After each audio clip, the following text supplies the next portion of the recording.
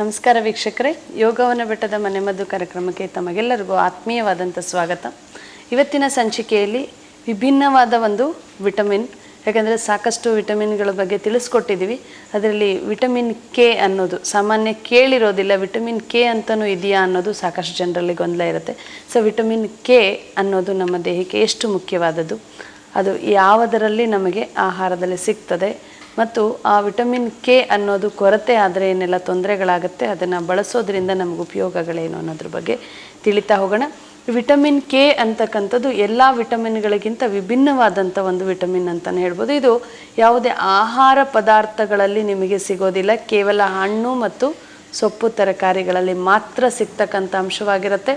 ಮತ್ತು ಈ ಒಂದು ಅಂಶ ನಮ್ಮ ದೇಹದಲ್ಲಿ ಇರೋದ್ರಿಂದ, ಅಂದರೆ ನಮ್ಮ ದೇಹಕ್ಕೆ ಸಿಗೋದ್ರಿಂದ, ವಿಟಮಿನ್ ಕೆ ಅನ್ನೋ ಜೀವಸತ್ವ ನಮಗೆ ನಾವು ಹೆಚ್ಚಿನ ಪ್ರಮಾಣದಲ್ಲಿ ಪೂರೈಕೆ ಮಾಡೋದ್ರಿಂದ ನಮ್ಮ ದೇಹದಲ್ಲಿ ರಕ್ತದಲ್ಲಿ ಕೊಬ್ಬಿನ ಅಂಶವನ್ನು ಹೆಚ್ಚಳ ಮಾಡ್ಬೋದು.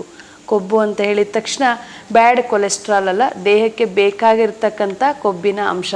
ಯಾರಲ್ಲಿ ರಕ್ತ ತುಂಬ ತಿಳಿಯಾಗಿದೆ ಇಂಥ ಸಂದರ್ಭಗಳಲ್ಲಿ ನೀವು ಈ ವಿಟಮಿನ್ ಕೆ ಪದಾರ್ಥಗಳನ್ನು, ಹಣ್ಣು ತರಕಾರಿಗಳನ್ನು ನೀವು ಸೇವನೆ ಮಾಡೋದ್ರಿಂದ ನಿಮ್ಮ ರಕ್ತದ ಗಟ್ಟಿಯನ್ನು ಮಾಡಿಕೊಳ್ಬೋದು.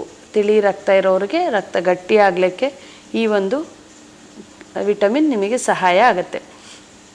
ಈ ವಿಟಮಿನ್ ಕೊರತೆ ಆದರೆ ಏನೆಲ್ಲ ತೊಂದರೆಗಳನ್ನು ನೀವು ನೋಡ್ತಾ ಹೋಗ್ತೀರಾ ಅಂತ ಹೇಳಿದ್ರೆ, ಈ ವಿಟಮಿನ್ ಕೆ ಸಮಸ್ಯೆಯಿಂದ ರಕ್ತಸ್ರಾವಗಳು ಜಾಸ್ತಿ ಆಗುತ್ತೆ. ಯಾವುದೇ ರಕ್ತಸ್ರಾವ ಇರ್ಬೋದು, ದೇಹದ ಯಾವುದೇ ಭಾಗದಲ್ಲಿ ರಕ್ತಸ್ರಾವ ಆದರೂ ಕೂಡ ಅದರಲ್ಲಿ ವಿಟಮಿನ್ ಕೆ ಕೊರತೆ ಇದ್ದಾಗ ಹೆಚ್ಚಿನ ಪ್ರಮಾಣದಲ್ಲಿ ರಕ್ತಸ್ರಾವಗಳಾಗುತ್ತೆ. ಉದಾಹರಣೆಗೆ ಮೂಗಿನಲ್ಲಿ ರಕ್ತಸ್ರಾವ ಆಗ್ಬೋದು, ಆಗಾಗ ಮೂಗು ಬೆಚ್ಚುತ್ತೆ ಅನ್ನೋ ಕಂಪ್ಲೇಂಟ್ ಇರುತ್ತೆ. ಮೂಗಿನಲ್ಲಿ ರಕ್ತಸ್ರಾವ ಆಗ್ತಿದೆ ಅಂದರೆ ಅವ್ರಿಗೆ ವಿಟಮಿನ್ ಕೆ ಕೊರತೆ ಇರುತ್ತೆ. ಅದನ್ನು ಪೂರೈಕೆ ಮಾಡಿದ್ರೆ ಹತೋಟಿಯನ್ನು ಮಾಡ್ಕೊಳ್ಬೋದು.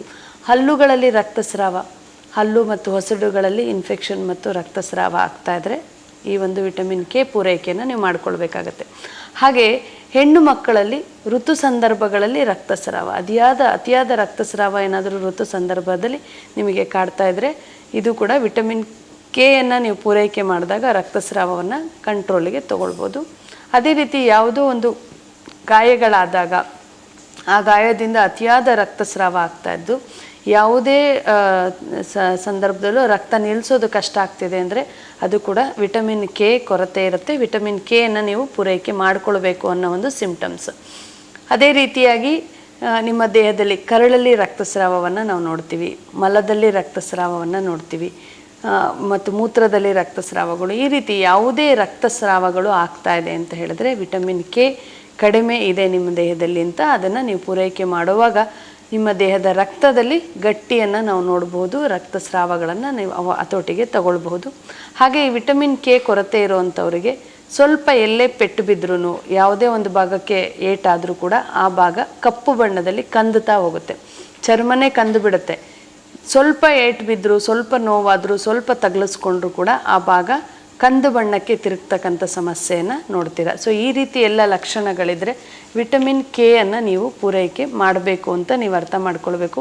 ಎಲ್ಲ ವಿಚಾರಗಳಿಗೂ ಕೇವಲ ವೈದ್ಯರನ್ನು ಸಂಪರ್ಕ ಮಾಡೋದು, ಪರೀಕ್ಷೆಗಳನ್ನು ಒಂದಷ್ಟು ಮಾಡಿಸೋದು, ಆ ಪರೀಕ್ಷೆಗೆ ಒಂದಷ್ಟು ಮಾತ್ರೆಗಳನ್ನು ತಿನ್ನೋದು, ಇದನ್ನು ಮಾಡೋದಕ್ಕಿಂತ ನಿಮ್ಮ ಸಮಸ್ಯೆಗಳ ಲಕ್ಷಣಗಳನ್ನು ತಿಳ್ಕೊಂಡು ಅಂಥ ಒಂದು ನೈಸರ್ಗಿಕವಾಗಿ ಸಿಗ್ತಕ್ಕಂಥ ಹಣ್ಣು ಸೊಪ್ಪು ತರಕಾರಿಗಳ ಬಳಕೆಯನ್ನು ನೀವು ಮಾಡ್ತಾ ಹೋದರೆ ಕ್ರಮೇಣವಾಗಿ ನಿಮ್ಮ ಸಮಸ್ಯೆಯಿಂದ ಹೊರಗೆ ಬರಲಿಕ್ಕೆ ಸಹಾಯ ಆಗುತ್ತೆ.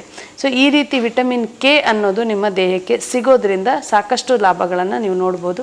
ಈ ವಿಟಮಿನ್ ಕೆ ಯಾವ ಹಣ್ಣು ತರಕಾರಿಗಳಲ್ಲಿ ಸಿಗುತ್ತೆ ಅನ್ನೋದನ್ನು ನೋಡ್ತಾ ಹೋಗೋಣ. ಅಂಥ ಹಣ್ಣು ತರಕಾರಿಗಳನ್ನು ನೋಟ್ ಮಾಡ್ಕೊಳ್ಳಿ.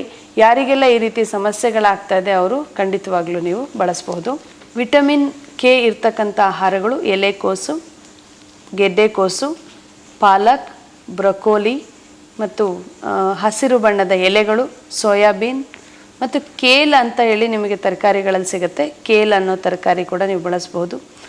ಹಾಗೆ ಕಿವಿ ಫ್ರೂಟ್ಸಲ್ಲಿ ಹೇರಳವಾದಂಥ ವಿಟಮಿನ್ ಕೆಯನ್ನು ನೀವು ನೋಡ್ಬೋದು. ಈ ರೀತಿ ವಿಟಮಿನ್ ಕೆ ಇರ್ತಕ್ಕಂಥ ಸೊಪ್ಪು ತರಕಾರಿ ಹಣ್ಣುಗಳನ್ನು ನೀವು ಬಳಸೋದ್ರಿಂದ ಸಾಕಷ್ಟು ಲಾಭವನ್ನು ನೀವು ಕಾಣ್ತಾ ಹೋಗ್ತೀರಾ. ಹಾಗೆ ಯಾವುದೇ ಸಮಸ್ಯೆ ಇಲ್ಲ ಅನ್ನೋರು ಕೂಡ ನಾನು ಯಾವುದನ್ನು ಬಳಸಬೇಕು ಅಂತ ಯೋಚನೆ ಮಾಡಿಬಿಡಿ. ದಿನಕ್ಕೊಂದು ವಿಧದ ತರಕಾರಿ, ದಿನಕ್ಕೊಂದು ವಿಧದ ಸೊಪ್ಪು, ದಿನಕ್ಕೊಂದು ವಿಧದ ಹಣ್ಣುಗಳು, ಮೊಳಕೆ ಕಾಳುಗಳು, ಪ್ರತಿದಿನ ನಿಮ್ಮ ಊಟಗಳಲ್ಲಿ ಇವನ್ನು ಸೇವನೆ ಮಾಡೋದ್ರಿಂದ ನಿಮ್ಮ ಜೀವಕೋಶಗಳನ್ನು ನೀವು ಕಾಪಾಡಿಕೊಳ್ತೀರಾ. ದೇಹದಲ್ಲಿ ಜೀವಕೋಶಗಳು ಶಕ್ತಿಯುತವಾಗಿದ್ದರೆ ಯಾವುದೇ ಕಾಯಿಲೆಗಳು ಬರೋದಿಲ್ಲ. ಸೊ ಜೀವಕೋಶಗಳು ಶಕ್ತಿಯಾಗಿರಬೇಕಂದ್ರೆ ಜೀವಸತ್ವಗಳ ಪೂರೈಕೆ ನೀವು ಮಾಡಿಕೊಳ್ಬೇಕು. ಆ ಜೀವಸತ್ವಗಳು ಇರ್ತಕ್ಕಂಥದ್ದೇ ನಿಮ್ಮ ಸೊಪ್ಪು, ತರಕಾರಿ, ಹಣ್ಣು, ಮೊಳಕೆ ಕಾಳು ಮತ್ತು ಹಾಲಿನ ಉತ್ಪನ್ನಗಳಲ್ಲಿ.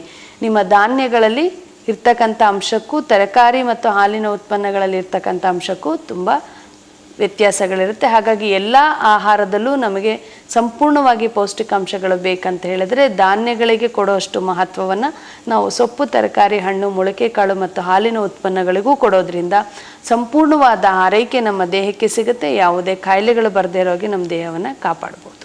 ನಮಸ್ಕಾರ.